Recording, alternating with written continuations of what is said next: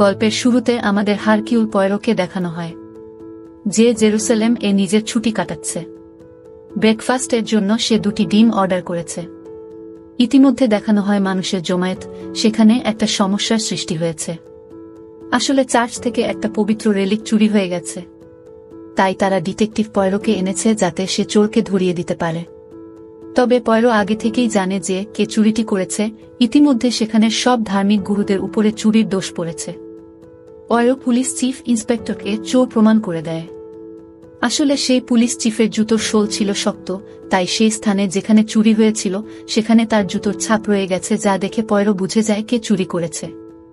সেই ধার্মিক লিডারদের জুতো অতটাও শক্তপোক্ত ছিল না। আসলে চুরি করার পরে পরিস্থিতি হাতের বাইরে যেতে দেখে সেই পুলিশই পয়রোকে ডাকে। তবে সে জানত না যে পয়রো এত সহজে কেসটা সলভ করে নেবে এবং সে নিজেই ফেঁসে যাবে। সেই চিফ ইন্সপেক্টরের অফিসেই চুরি হয়ে যাওয়া রেলিক পাওয়া যায়।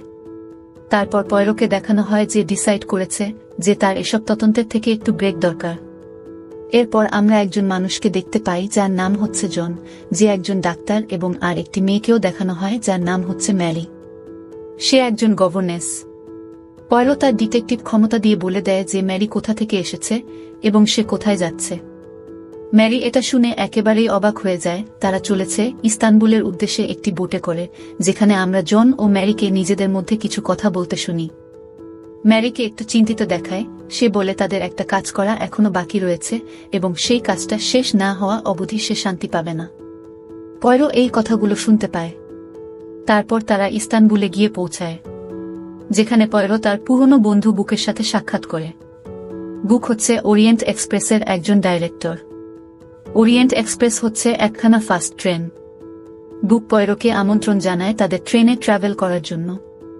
তবে পয়রো ইস্তানবুলেই থাকতে চায়। সেই মুহূর্তে পয়রোর একটি টেলিগ্রাম এসেছে, তাকে লন্ডনে যেতে হবে, একটি খুনের কেস। তাই সেও এখন সেই ওরিয়েন্ট এক্সপ্রেসে যাবে ঠিক করে। আমরা সেখানে অন্য কিছু প্যাসেঞ্জারকেও দেখতে পাই যারা সে ট্রেনে করে যাত্রা করবে। এখানে আমরা একজন ডিপ্লোম্যাটকে দেখতে পাই যার নাম রুডলফ, সঙ্গে তার স্ত্রী এলেনা, একজন ক্যারোলিন যে একজন বিধবা। এডওয়ার্ড রেচিড নামের একজন ব্যবসায়ীকেও দেখানো হয়, যে খুবই ধনী, সঙ্গে তার সেক্রেটারি ম্যাককুইন।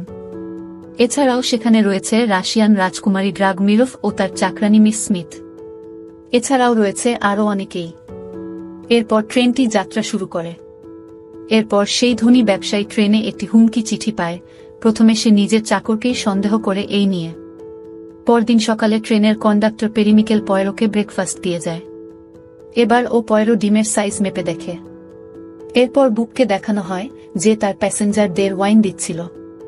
এরপর রেচিড পরোক্ষে অফার করে তার সাথে টেবিলে বসার জন্য, তবে রেচিড সেটা রিজেক্ট করে দেয়। অন্যদিকে সেখানে একজন প্রফেসরকে দেখানো হয়। সে কমপ্লেন জানায় যে সে জন নামের ডাক্তারের সাথে একই টেবিলে বসতে পারবে না, কারণ সে একজন কৃষ্ণাঙ্গ, তার গায়ের রং কালো। তবে তার সেই কথা শুনে মেরি প্রতিবাদ করে ওঠে, কারণ মেরি এবং জনের মধ্যে সম্ভবত একটা সম্পর্ক রয়েছে। অন্যদিকে রেচিড পয়রোর সাথে কথা বলতে আসে। পয়রো যে একজন বিখ্যাত গোয়েন্দা সেটা সবাই জানে। তবে বর্তমানে রেচিড একটু ভয়ে ভয়ে রয়েছেন, কারণ তার শত্রু চারিদিকে। সে পয়রোকে তাকে সুরক্ষা দিতে বলে। সে এটাও স্বীকার করে যে সে কিছু কালোবাজারিও করে বেড়াচ্ছে, এজন্য অনেক ডেথ থ্রেটও আসছে তার কাছে। তাকে হত্যা করার প্ল্যান করা হচ্ছে। তাই সে পয়রোকে হায়ার করতে চাই। তবে পয়রো এই অফারটাকে রিজেক্ট করে দেয়। প্রথমত সে কোনো ক্রিমিনালের হয়ে কাজ করে না। অবশ্যই রেচিড নিজের দোষে চারিদিকে শত্রু বানিয়েছে, তাই যত টাকাই দেয়া হোক সে সেই কাজটা করবেন না। তারপর সেদিন রাতের বেলা পয়রো লক্ষ্য করতে পারে যে সেই ট্রেনে যে কন্ডাক্টর রয়েছে, অর্থাৎ মিকেল, সে বারবার করে রেচিডকে ডাকছে। কোনো সাড়া না পেয়ে কন্ডাক্টর সেখান থেকে চলে যায়। পয়রো ঘুমাতে চলে যায়। তবে কিছুক্ষণ পরে সে সেখানে দৌড়ানোর আওয়াজ শুনতে পায়। পরে উঠে দেখে যে একজন মহিলা লাল পোশাক পরে সেখান থেকে দৌড় দেয় এবং কন্ডাক্টরও হাসতে হাসতে সেখান থেকে বেরিয়ে যায়। ব্যাপারটা পয়রোর কাছে খুবই কনফিউজিং হয়ে যাচ্ছে। সেই মুহূর্তে সেখানে পাহাড়ে ধস নেমে আসে, যার ফলে সেই ট্রেনটি লাইনচ্যুত হয়ে যায় এবং পরের দিন সকালবেলা সবাই চিন্তায় বসে রয়েছে, কারণ প্রত্যেকের এক এক রকমের কাজ রয়েছে। সবাই সেই ওরিয়েন্ট এক্সপ্রেসের ডাইরেক্টর অর্থাৎ বুককে দোষারোপ করছে। তবে এটা আবহাওয়ার কারণে হয়েছে বলে বুক তাদের আশ্বাস দেয় যে চিন্তা করার কিছু নেই, তাদের ট্রেন যদি সময়মতো না পৌঁছায় স্টেশন মাস্টার রেস্কিউ টিম পাঠাবে। পরে পয়রো নিজের রুম থেকে বেরোনোর সময় খেয়াল করেন রেচিডের দরজা ভেতর থেকে বন্ধ। অনেক ডাকার পরেও তার কোনো সাড়া না পেয়ে পয়রো তার রুমের দরজা ভেঙে ফেলেন। এরপর জানা যায় কেউ রেচিডকে হত্যা করেছে। ডাক্তার জনকে ডাকা হয়। সে জানায় অনেকবার ছুরির আঘাতেই তার মৃত্যু হয়েছে, তবে ঠিকঠাক টাইম বলা সম্ভব নয়। কন্ডাক্টর বলে সে সারা রাত পাহারা দিয়েছে, বাইরে থেকে ভেতরে কেউ প্রবেশ করলে সে জানতে পারত। এরপর দেখানো হয় বুক পয়রোকে অনুরোধ করে এই কেসটির সমাধান করতে, নয়তো অন্য কোনো নিরপরাধ শাস্তি পেতে পারে। পয়রো রাজি হয়ে যায় এবং নিজের পরিচয় সে আবার ও কম্পার্টমেন্টের সবাইকে দিয়ে দেয়। সে সবাইকে তার সাথে কোঅপারেট করতে বলে। পয়রো ডেড বডির পাশ থেকে কিছু এভিডেন্সও উদ্ধার করে। একটা ঘুমের ওষুধ অবশ্যই, যেটা মিস্টার রেচিডের কফিতে মিশিয়ে দেওয়া হয়েছিল, যার কারণে সে ঘুমিয়ে পড়েছিল এবং ঘুমে তাকে হত্যা করা হয়েছে। সেখানে একটি রুমালও পাওয়া গিয়েছে যার মধ্যে এইচ লেখা এবং সেখানে একটি পোড়া কাগজ পাওয়া গেছে। সম্ভবত সেই খুনি কিছু প্রমাণ জ্বালিয়ে দেওয়ার চেষ্টা করেছে, আর সেটাকেই বড় আগুনের উপর রেখে পয়রো তার উপরের লেখাকে পড়ার চেষ্টা করে এবং সেটার অর্থ এরকম দাঁড়ায় যে তোমার হাতে যে রক্ত রয়েছে যার কারণে তোমাকে মরতে হবে। তবে এই বাক্যটা সম্পূর্ণ হচ্ছে না, কিছু একটা বাকি রয়েছে এবং পয়রো জানায় সম্পূর্ণ বাক্যটা কি হবে। আসলে বহু বছর আগে ডেজি আর্মস্ট্রং নামক একটি ছোট্ট শিশুর হত্যা হয়েছিল, যে খবরটা গোটা দেশকে কাঁপিয়ে দিয়েছিল। জন ক্যাসেটি নামের একজন ওই শিশুটিকে কিডন্যাপ করে এবং তার বাবা মায়ের থেকে টাকা পয়সা চায়। টাকা দেওয়া সত্ত্বেও ক্যাসেটি ওই শিশুটিকে হত্যা করে। সেই শোকে শিশুটির গর্ভবতী মা মারা যায়। শিশুটির বাবা অর্থাৎ কর্নেল জন আর্মস্ট্রং সে পয়রোকে চিঠি লিখে এই বিষয়টি তদন্তের অনুরোধ করে, কিন্তু চিঠিটি অনেক দেরিতে পয়রোর কাছে পৌঁছায়। ততদিনে কর্নেল জন আর্মস্ট্রং বিচার না পেয়ে আত্মহত্যা করে। যে শিশুটিকে খুন করেছিল তার নাম জন ক্যাসেটি এবং সে নিজের নাম পাল্টে রাখে এডওয়ার্ড রেচেট। তাকেই গতকাল রাতে হত্যা করা হয়েছে। সে পুড়ে যাওয়া কাগজটাতে এটাই লেখা ছিল যে ডেজি নামক ছোট্ট শিশুটিকে যেহেতু সে মার্ডার করেছে সেই কারণে তাকে মরতে হবে। তবে এখন প্রশ্ন হলো তাকে হত্যা কে করল? ক্যারোলিন জানায় যেদিন রাতে হত্যা করা হয়েছিল সেদিন সম্ভবত সেই খুনি তার ঘরের মধ্যে লুকিয়েছিল। সে তার ঘরে একটি বোতামও খুঁজে পেয়েছে, যেটা অবশ্যই সেই ট্রেনের কন্ডাক্টরের ইউনিফর্মগুলোর বোতাম। তবে সেই কন্ডাক্টর অর্থাৎ মিচেল জানায় যে তার ইউনিফর্ম থেকে তো কোনো বোতাম পড়ে যায়নি, সব ঠিকঠাক রয়েছে। পয়রোর তারপর বাকি প্যাসেঞ্জারদের প্রশ্ন করা শুরু করে। প্রথমে প্রশ্ন করা হয় সেই চাকরকে সেদিন রাতের বেলা যে কফি দিয়েছিল রেচিডকে। আসলে ঘুমের ওষুধ ওই কফিতেই সম্ভবত মেশানো ছিল। সে জবাবে জানায় সে তো কিচেন থেকে কফিটা এনে দিয়েছে, তাহলে যে কেউ করতে পারে এই কাজটা। অবশ্যই। তারপর পয়রো একজন গাড়ি বিক্রেতাকে প্রশ্ন করে তার ব্যাগ থেকে একটি ছবি পড়েছিল, যেটা পয়রো লক্ষ্য করেছে যে একটা বাচ্চা কোট পরে তার পিতার সাথে সাক্ষাৎ করতে যাচ্ছে। তবে ছবিটা কার? অন্যদিকে পিলার নামক সেই স্প্যানিশ মহিলাটির হাতে বেশ কিছু দাগ সে লক্ষ্য করে যে দাগগুলো বক্সারদের হাতে থাকে। পিলার জানায় যে সে অনেক শহরে যাত্রা করে, এগুলো খুবই ডেঞ্জারাস এবং তার জন্য তাকে প্রস্তুত থাকতে হয়। সে মেরিকে প্রশ্ন করে যে ডক্টর জনের সঙ্গে তার কি সম্পর্ক। মেরি জানায় ডক্টর জন একজন অপরিচিত ব্যক্তি, তবে আমরা বহুবার লক্ষ্য করেছি যে ম্যারি এবং জন এমন আলোচনা করছে যেন তারা একে অপরকে ভালো মতো চেনে। এছাড়াও পয়রো সেই নৌকাতে মেরি এবং জনের মধ্যে কিছু কথোপকথন শুনতে পেয়েছিল, যেখানে ম্যারি বলছিল যতদিন সে এই কাজটা সম্পন্ন করছে ততদিন শান্তি পাবে না। তবে এখান থেকেও কোনো উত্তর তো উঠে আসছে না যে রেচিডকে খুন কে করেছে। পয়রো তারপর প্রিন্সেস ন্যাটালিয়াকে প্রশ্ন করে।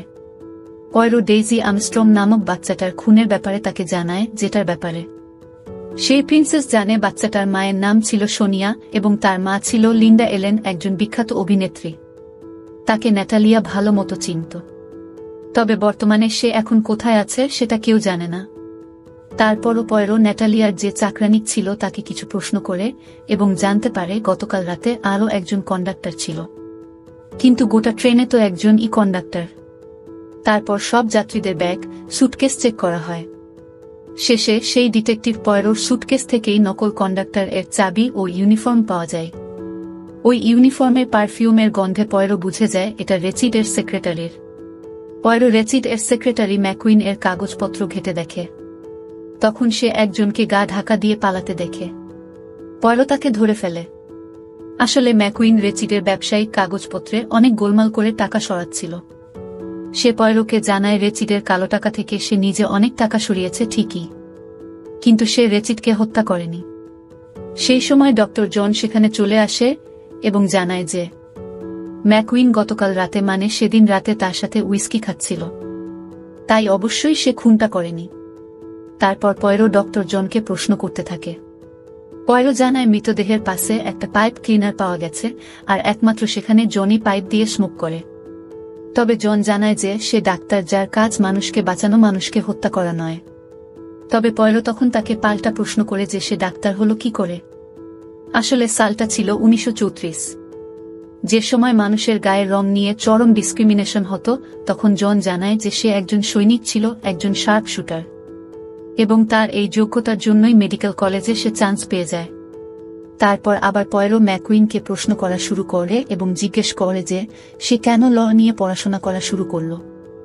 আর তখন একটি চমৎকার তথ্য আমরা জানতে পারি।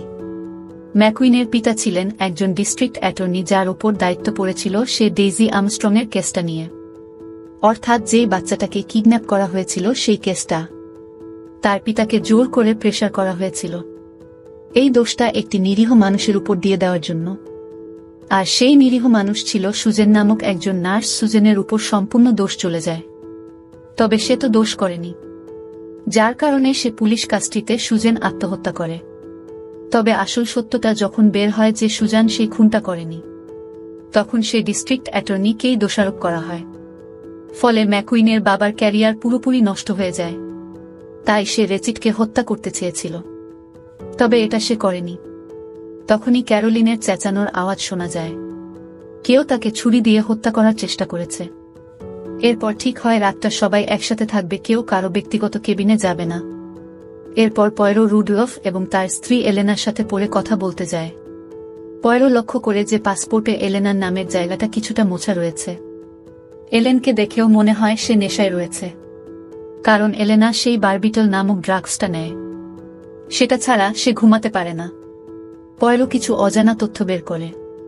পাসপোর্টে এইচ অক্ষরটা মোছা, আর তার আসল নাম হচ্ছে হেলেনা, এবং সম্ভবত সে একজন জুইশ। তবে ব্যাপার হচ্ছে কি, সেই আর্মস্ট্রং পরিবারের শনি আর্মস্ট্রং এর মা যে একজন অভিনেত্রী ছিলেন, সেও জুইশ ছিল। তার দুটো মেয়ে ছিল। হেলেনায় সম্ভবত তার দ্বিতীয় মেয়ে। তবে রুডলফ এই কথা শোনার পর প্রচন্ড রেগে যায় এবং পয়রোকে সেখান থেকে বার করে দেয়। তবে সেই মুহূর্তে চেঁচামেচির আওয়াজ শুনে প্রফেসর জেড হার্ডম্যান সেখানে চলে আসে। তার হাতে ছিল একটি বন্দুক, যেটা সে তার আত্মরক্ষার জন্য রেখেছিল। তবে তার সাথে কথা বলার পর তারও গোপন তথ্য পয়রো ফাঁস করে দেয়। সে আদেও কোনো ইউনিভার্সিটির প্রফেসর না। সে নিজেকে একজন ডিটেকটিভ বলে পরিচয় দেয়, যার আসল নাম হচ্ছে সাইরাস। আসলে তাকে এডওয়ার্ড রেচিড ভাড়া করেছিল। তবে পয়রো এই কারণে তাকে ধরতে পেরে যায়, কারণ সে একটি শব্দের উচ্চারণ একটু অদ্ভুতভাবে করেছিল এবং অস্ট্রিয়ানরা এরকম ভাবে সেটা উচ্চারণ করে না। স্বাভাবিকভাবেই আমরা মানুষের কথা বলার ধরন, তাদের উচ্চারণ শুনে কিন্তু বুঝে যায় সে কোনো জায়গা থেকে এসেছে। তবে এখনো অনেক কথা সেই মানুষটা গোপন রেখেছে। আসলে সে মানুষটার কাছে যে রিভলভার ছিল সেটা হচ্ছে তার সার্ভিস রিভলভার। সেই বন্দুকটার কিছু বিশেষত্ব পয়রো জানায়। 1927 সালে পুলিশদের জন্য ইস্যু করা হয়েছিল এটি, অর্থাৎ সেই মানুষটা হচ্ছে একজন পুলিশ। পয়রো তাকে তার রিভলভারটা এখানে রেখে চলে যেতে বলে। তার পরের দিন রেলের কর্মীরা সেখানে এসে সেই ট্রেনটাকে ঠিকঠাক করছে। সেই কারণে প্রত্যেককে বলা হয়েছে যে ট্রেন থেকে বেরিয়ে সেই টানেলের মধ্যে কিছুক্ষণ অপেক্ষা করতে। আর সেই সুযোগে পয়রো ম্যারিকে আবার প্রশ্ন করে। ম্যারি অলরেডি পয়রোকে অনেক মিথ্যে কথা বলেছে, তবে পয়রোর কাছে এখন সব প্রশ্নের উত্তর রয়েছে। সে জানে যে ম্যারি একজন গভর্নেস এবং আর্মস্ট্রং পরিবারের সদস্য, অর্থাৎ সোনিয়ার সেক্রেটারি ছিল সে। এছাড়াও সোনিয়ার যে বাচ্চাটাকে খুন করা হয়েছিল, সেই বাচ্চাটার তার নজরে ছিল সেদিন। তবে এই ট্রেনের প্রত্যেকটা যাত্রী যে কাজটা করছে, সেটা একে অপরকে দোষ দেওয়া। পয়রো এখন মনে করে যে সম্ভবত এই খুনটা ম্যারি করেছে। অন্যদিকে মেরি এটাও বলে ওঠে যে রেচেড মারা গিয়েছে, বেশ হয়েছে, তার এটাই হওয়া উচিত ছিল। তবে সেই মুহূর্তে যখন সেখানে ডাক্তার জন চলে আসে, সে পয়রোর হাতে একটা গুলি করে। সে জানায় সে হত্যা করেছে রেচেডকে। আসলে কর্নেল জন আমস্ট্রং ছিল তার কমান্ডার যখন সে আর্মিতে ছিল। কর্নেলই তাকে মেডিকেল কলেজে ভর্তি করে। যখন ডাক্তার জানতে পারে তার কর্নেলের ছোট শিশুকে কেউ হত্যা করেছে, যে কারণে তার পরিবারটাই নষ্ট হয়ে গেছে, সে স্বীকার করে সেই হত্যা করেছে রেচিডকে। এই সময় ট্রেনটিতে কিছু কাজ হয়, ফলে ঝাঁকুনিতে ডাক্তারের হাত থেকে বন্দুক পড়ে যায়। পয়রোর ও ডাক্তারের মধ্যে ঝামেলা লাগে, তখন বুক এসে পয়রোকে বাঁচায়। এরপর দেখানো হয় সবাই টানেলের মধ্যে রয়েছে। আর এবার সময় পয়রোর সত্য উদ্ঘাটনের। সে জানায় কোনো একজন ব্যক্তি ড্রাগস চুরি করে কফিতে মেশাবে, কন্ডাক্টরের জামা চুরি করবে, ক্যারোলিনকে ছুরি মারবে। এটা একজনের পক্ষে সম্ভব না। এরপর আমরা সবটা জানতে পারি। রেচেডের জন্যই ম্যাকুইনের বাবার ক্যারিয়ার নষ্ট হয়। রেচেডের চাকর, যার নাম মাস্টারম্যান, সে কর্নেল আমস্ট্রংকে যুদ্ধে সাহায্য করেছিল। ডাক্তার জনকেও কর্নেল আমস্ট্রং সাহায্য করেছিল তার ক্যারিয়ারে, তাই সেও কর্নেলের প্রতি কৃতজ্ঞ ছিল। অন্যদিকে হেলেনা ছিল কর্নেলের শালী, অর্থাৎ সোনিয়ার নিজের বোন। যে রুমালটি পাওয়া গেছিল সেটিতে আসলে এন লেখা ছিল, রাশিয়ান ভাষায় NKH হিসাবে লেখা হয়।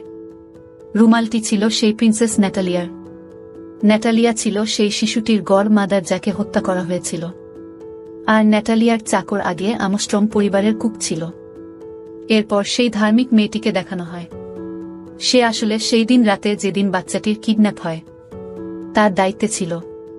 অনেক মদ্যপানের জন্য সে খুব তাড়াতাড়ি ঘুমিয়ে যায় সেদিন, তাই তারপর থেকে সে মদ্যপান ছেড়ে দিয়েছে। সেই ড্রাইভারকেও দেখানো হয় যে আগে আমস্ট্রং পরিবারে কাজ করত। এরপর সেই পুলিশটিকে দেখানো হয়, সে আসলে সুজেন নামে সেই মেয়েটাকে ভালোবাসত, যার উপরে বাচ্চার চুরির দায় পড়ে, এবং সে আত্মহত্যা করেছিল। ট্রেনের কন্ডাক্টর পেরি মিচেল ছিল সুজেন মিচেলের ভাই। এরপর শুধু একজনই বাকি থাকে, ক্যারোলিন, যাকে ছুরি মারা হয়েছিল। সে হচ্ছে আসলে সেই বিখ্যাত অভিনেত্রী, অর্থাৎ সোনিয়া আমস্ট্রং এর মা, সেই বাচ্চার ঠাকুমা। আসলে আমস্ট্রং পরিবারের এই দুর্ঘটনার ফলে অনেকগুলো পরিবারের উপর প্রভাব আসে। অনেকেই নিজের প্রিয়জনদের হারায়, তাই তারা প্ল্যান করে সকলে একসাথে সেদিন রেচিডকে হত্যা করে। ক্যারোলিন বলে বাকিদের কোনো দোষ নেই, সে নিজেই প্ল্যান করেছিল এই হত্যার। সেই সবাইকে একত্রিত করেছিল, তাই সে সব দোষ নিজের ঘাড়ে নিয়ে নেয়। পয়রো কিছুই ঠিক করতে পারে না।